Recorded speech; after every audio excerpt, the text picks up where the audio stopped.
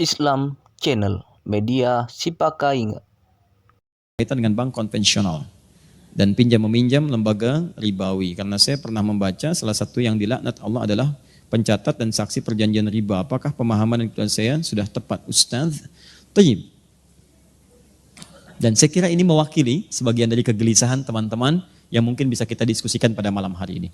Baik, pertama, riba itu jelas dilarang. Ayat-ayat dan hadis-hadis tentang riba itu kuat menunjukkan larangan pada pekerjaan yang dimaksudkan. Alhamdulillah.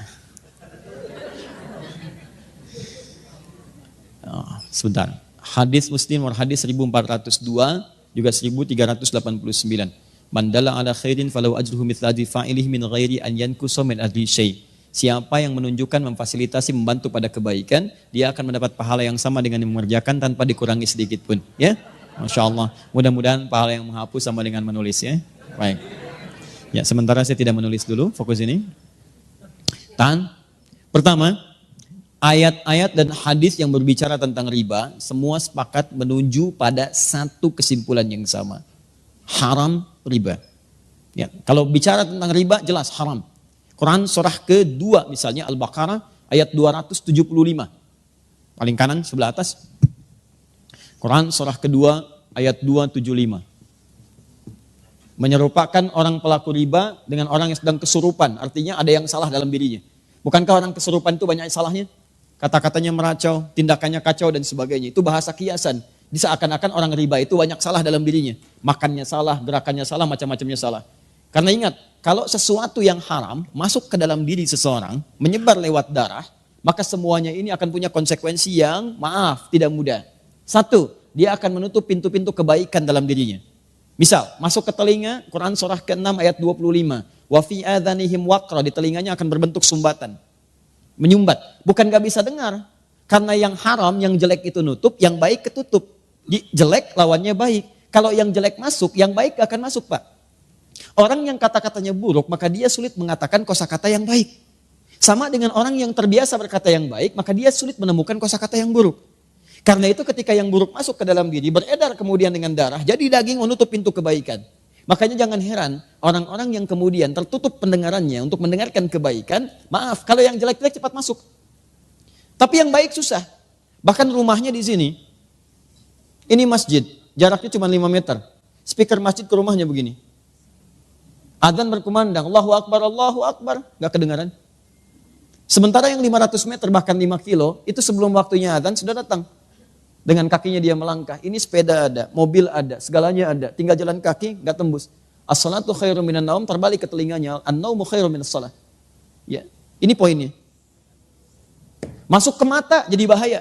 Orang yang terbiasa makan yang haram, kemudian itu jadi darah, mengalir, jadi daging, menghambat ke matanya, maka di matanya ada penutup. Maka turun Quran surah kedua ayat ke-7. Paling kanan agak sedikit ke atas. Khatamallahu ala qulubihim wa ala sam'ihim wa ala absarihim ghishawa. Di matanya ada penghalang.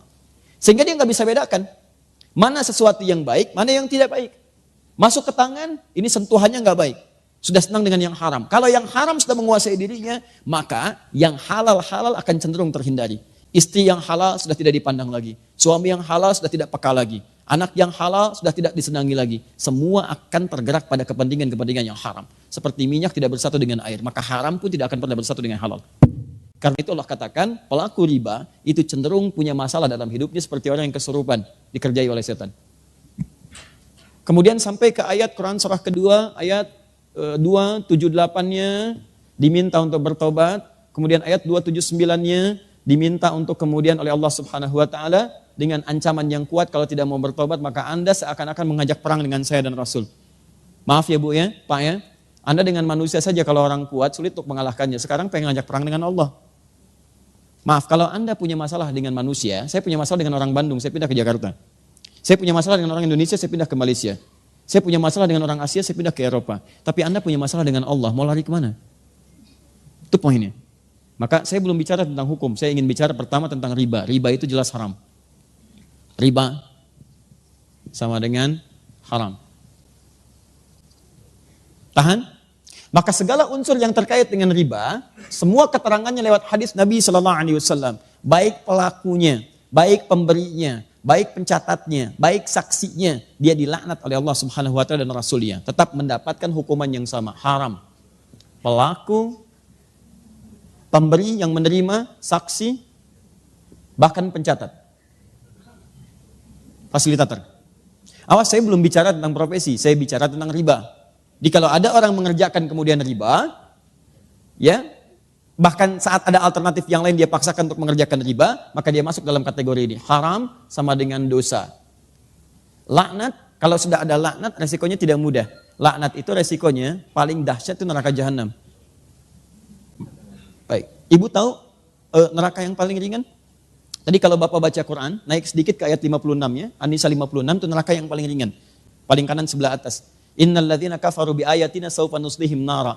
Orang-orang yang sulit diingatkan oleh kami melakukan dosa-dosa, tapi dosanya yang standar, yang biasa-biasa, itu dosa juga. Kemudian dia kerjakan itu melewati amal solehnya kemudian turun, amal salahnya naik. Masuk dia ke neraka yang paling ringan, sawfa nuslihim nara. Kami tarik ubun-ubunnya. Nusli itu dicelupkan seperti bikin teh celup. Pernah bikin teh celup? Ya nanti coba ke ruang makan, ambil celupan, masukkan. Teh celup itu kan celupkan, angkat ya. Nah, nanti ada orang ditarik ubun-ubunnya dicelupkan ke neraka. Kullama nadijat juluduhum, setiap dicelupkan hancur semua tubuh dan kulit-kulitnya. Kenapa kulitnya disebutkan? Karena kulit indera perasa yang paling kuat. Jadi kalau ada orang dipukul kena kulit atau dicambuk kena kulit, cambukan pertama pasti sakit luar biasa. Karena kulitnya masih ada. Selanjutnya cambuk. Ketika mengelupas akan berkurang rasa sakitnya. Makanya kata Allah, ketika kami celupkan hancur dengan kulitnya, kemudian baddalnahum juludan ghairaha. Kami angkat, kami sembuhkan lagi sehingga kulitnya tumbuh lagi.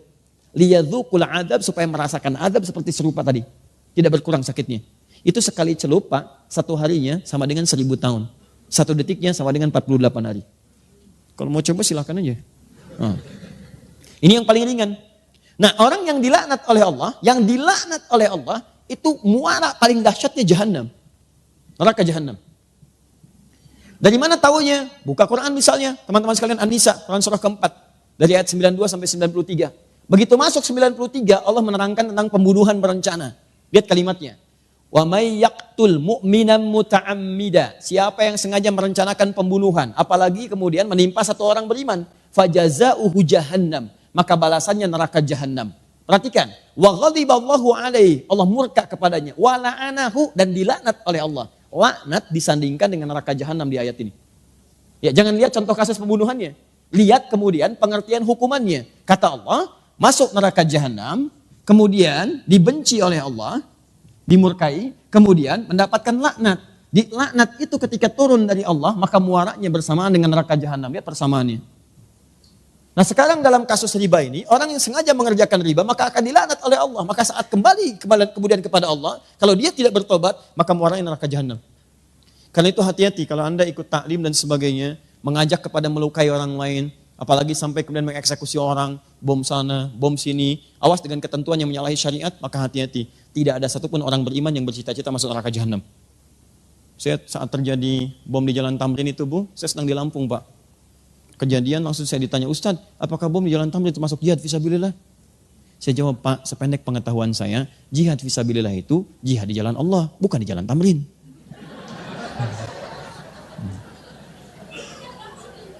Sekarang balik sini ya. Lihat sini, fokus. Ini baru riba. Saya mau terangkan hukum dosa dulu. Nah, setelah itu baru kita masuk kemudian kepada pertanyaan. Ada bank konvensional tadi disebutkan. Di antara kemudian tautannya dengan jasa yang digunakan oleh notaris, boleh jadi ada kemitraan yang tersangkut paut dengan bank konvensional. Apakah setiap turunan dari transaksi bank konvensional menghasilkan riba? Itu pertanyaan yang pertamanya. Satu, apakah kemudian kalau ini menggunakan jasa bank konvensional termasuk dalam kategori riba pula? Itu kemudian yang mesti kita jawab. Nah, teman-teman sekalian, sekarang saya terangkan sedikit saja tentang hukum. Nanti saya masuk ke Fatwa MUI nomor 1 tahun 2004, ditandatangan tanggal 5 Dzulhijjah tahun 1424, ya bersamaan dengan tanggal 24 Januari tahun kemudian 2004, ya. Jadi setahun sebelum didirikannya INI. Sini. Tangan, fokus ini. Pertama, lihat sini. Riba sama dengan haram. Haram itu hukum, ada 5 hukum dalam Islam di usul fikih. 1 haram, kedua kemudian ada halal, ketiga ada mubah, keempat ada sunnah, kelima ada makruh. Baik, hukum ini akan selalu terkait berkelindan dengan perbuatan, bukan barang. Ingat, perbuatan. Setiap ada perbuatan, maka melekat hukum di dalamnya. Hukum sama dengan perbuatan. Ingat ya, bukan barang ya, bukan barang. Jadi semacam istilah uang haram, sebetulnya bukan uang yang haram. Tapi perbuatan yang menjadikan uang itu sulit untuk digunakan pada aspek-aspek yang baik. Nah sekarang, kaidah selanjutnya, fokus perbuatan ini akan terkait berkelindan dengan sebab. Dalam usul fikih disebut dengan ilat namanya. Kaidahnya berbunyi, gak usah dihafal, yang penting paham. Al-hukmu yaduru ma'a illatihi. Al-hukmu yaduru ma'a illatihi. Hukum itu terkait dengan perbuatan yang terkait berkelindan dengan sebabnya. Apa sebab perbuatan itu yang menyebabkan dia dihukumi dengan 5 hukum tadi? Tahan. Ya, sampai sini gak apa-apa, masih remang-remang, gak ada masalah. Hukum terkait dengan perbuatan. Perbuatan terkait dengan sebab. Yang menyebabkan hukum turun, ini sebabnya. Apa sebab motivasi perbuatannya? Nah sebab ini cukup menarik dalam tinjauan hukum Islam. Bahkan yang pasti halalnya pun itu bisa berubah jadi haram karena sebabnya. Seperti yang haram pasti pun itu bisa berubah menjadi halal karena sebabnya. Contoh, sholat. Sholat itu halal atau haram? Sholat, bahkan wajib. Hukumnya wajib, halal bahkan wajib. Wajib dikerjakan.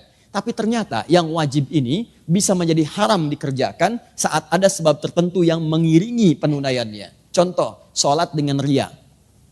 Ria itu pengen dilihat orang. Orang sholat harusnya dilihat Allah. Dia sholat motivasinya pengen dilihat orang. Sebab dia sholat ke masjid itu karena pengen dilihat orang, bukan pengen sholatnya. Maka turun ayat fawailul lil musallin, celaka orang sholat, disebut celaka. Jadi Anda bayangkan, yang sholat aja ada peluang celaka, apalagi yang gak sholat. Nah siapa yang sholat ini? Bukan semua orang sholat. Alladzina hum an sholatihim sahun.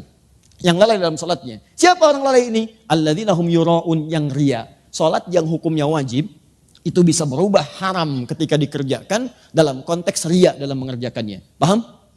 Nah, saya tanya lagi, ada hewan yang hukumnya haram, apa diantaranya? Baik, babi, hewan itu haram, diharamkan misalnya. Babi, hukumnya haram, jelas haramnya. Tapi ada sebab tertentu yang menjadikan babi itu bisa berubah kemudian menjadi halal dalam sementara waktu. Bukan selamanya. Contoh, Anda misalnya ada tugas, kemudian penelitian, sampai studi banding ke Cina, daratan yang paling jauh, masuk ke wilayah yang terpencil, tiba-tiba gak ketemu hewan yang halal. Ayam gak ada yang mukillah, kambing gak ada, sapi gak ada, yang ada cuma babi. Sehari tahan, 2 hari, 3 hari sudah mulai lapar dan kelaparan. Dalam posisi demikian, apakah boleh makan babi, Bu? Tidak, besar begitu babi. Tidak bisa. Yang boleh makan daging babi, setelah itu dipotong dulu, dimasak dulu. Babi kan besar, bagaimana bisa dimakan? Ya. Nah, lihat sini. Tahan. Fokus ini.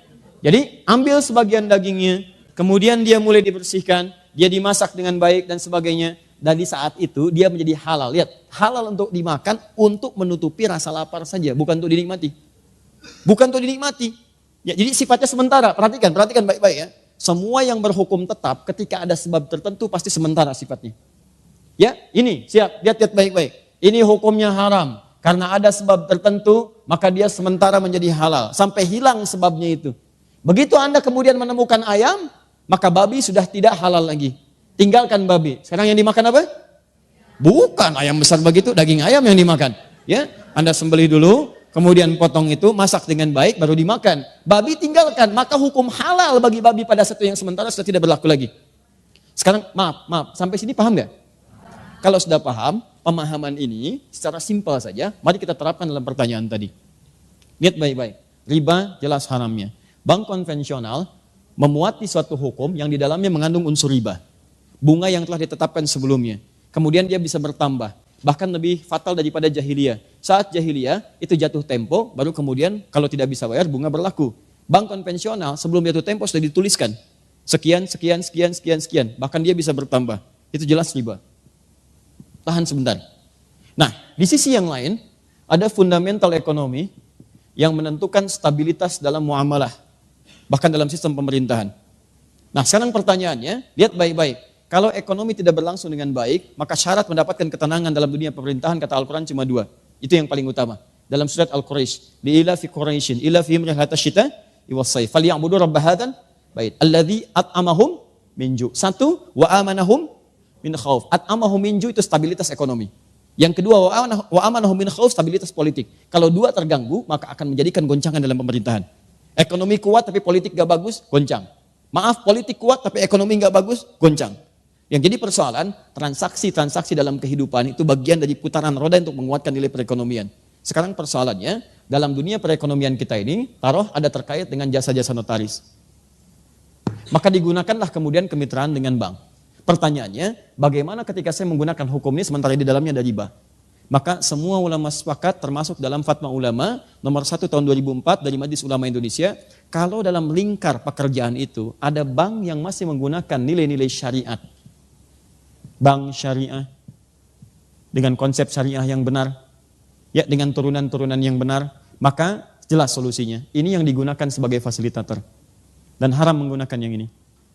Tapi kalau fungsi ini tidak bisa menjangkau nilai-nilai transaksi yang sedang dikerjakan, pekerjaan yang sedang dilakukan, yang kalau kemudian tidak difasilitasi memberikan goncangan kepada nilai ekonomi atau menyebabkan madarat yang lebih kuat, maka keputusannya kemudian dituliskan, boleh ini digunakan, boleh sekali lagi ini digunakan dengan batasan sementara sambil mencari sistem yang kuat dan tetap untuk menjembatani dan memberikan fasilitator kepada apa yang sedang dikerjakan.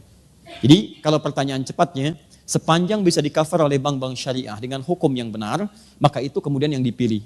Tapi kalau itu tidak bisa di-cover, bahkan memberikan madarat yang lebih besar, maka Anda boleh menggunakan bank konvensional dengan tujuan menggunakan sementara sebagai jembatan untuk menyelesaikan persoalan dan untuk mencari yang lebih baik lagi ke depan. Bahkan sekarang ada formulasi yang bagus. Saya sudah bertemu dengan beberapa pejabat bank di konvensional untuk mengarahkan pada nilai-nilai syariah. Walaupun akadnya kemudian teman-teman sekalian dibentuk dengan form-form yang sifatnya konvensional. Tapi nilainya bisa ditawar di situ. Misal, ada teman-teman yang ingin membuka tempat hunian. Dia mau bikin KPR. Ya, ke bank syariah, marginnya terlampau tinggi. Di bank konvensional diberikan margin sekian. Tapi persoalannya, suku bunganya tidak tetap, dia berubah. Maka apa yang ditawarkan? Dibawalah konsep syariah dengan akad yang berbeda, tapi tidak juga merugikan kemudian konsep yang ada di bank itu. Yang telah Anda tetapkan misalnya 3% ini, bagaimana kalau dibagi dengan hukum seperti ini? Jadi bank itu tetap dapat 3% juga. Tapi kaidahnya ditukar, akadnya menggunakan akad Islam.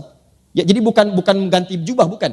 Jadi poinnya adalah, ini yang kami lakukan, Anda beli dulu ini. Beli ini kami berikan kemudian nilai kesepakatannya, selama 3% tadi, kita robah dulu, akadnya jadikan sebagai penjualan. Jadi Anda terima itu, jual lagi kepada kami dengan apa yang telah Anda tetapkan tadi. Jadi dari Anda tetap 3%, tapi kemudian dirobah cara akadnya, kami membayar dengan cara yang sama. Dan tidak terjadi penambahan nanti. Ketika jatuh tempo tidak bisa bayar, konsekuensinya Anda kemudian berkomunikasi dengan teman-teman Anda, saling menutupi. Supaya kemudian tidak terjadi tambahan-tambahan yang hadir atau menjadi tuntutan dari pihak bank untuk menagihnya. Nah, maka saya kira modifikasi semacam ini bisa didiskusikan. Tapi yang terbaik adalah, kalau sekali lagi ini keputusan Fatwa Ulama Indonesia, MUI, kalau ada syariah itu yang digunakan. Kalau tidak bisa di-cover, maka konvensional diambil sebagai jembatan. Tapi yang paling besar pertanyaannya adalah, kenapa sih dari 200 juta lebih ini tidak bisa mewujudkan sistem perbankan yang baik, yang kira-kira mengakomodir kepentingan umat Islam? Kalau Malaysia bisa, kenapa Indonesia tidak? Ya kan? Saya kira, dan tidak ada yang dirugikan. Negara juga untung, masyarakat juga untung, maka salah satunya adalah hidupkanlah bank syariah itu. Dan dorong syariah itu bukan cuma nama. Saya ulang, dorong syariah bukan cuma nama. Namanya syariah misalnya, tapi menggunakan praktek ribawi yang lebih besar daripada bank konvensional, itu juga bermasalah. Paham ya?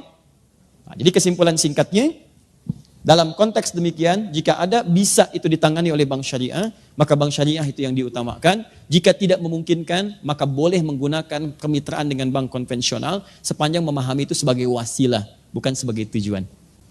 Allahu a'lam bissawab. Itu yang mengatakan bukan Adi Hidayat, yang mengatakan adalah kesimpulan dari fatwa ulama dengan referensi-referensi yang kuat. Di Quran, hadis, juga Anda bisa buka kitab Al-Majmu' Syarah Muhadzab misalnya, juz yang ke-9 karya Imam An-Nawawi. Ya, juga fatwa ulama dari luar, Majma' Buhuth yang di Kairo, Majma' Buhuth kemudian yang di Saudi dengan yang lain-lainnya menyampaikan penyampaian yang sama.